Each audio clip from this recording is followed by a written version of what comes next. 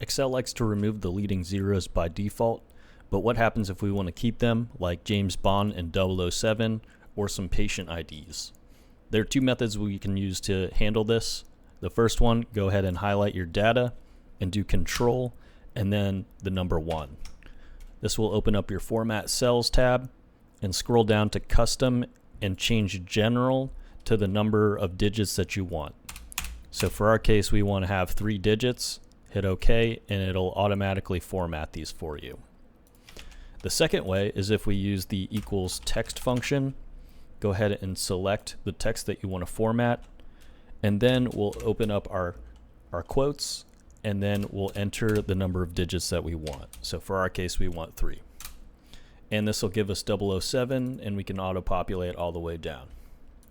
Now, say you have the opposite case, you want to remove the leading zeros, and Excel has it as this type of format. You can use the equals value function, and this should convert it to a number without the leading zeros.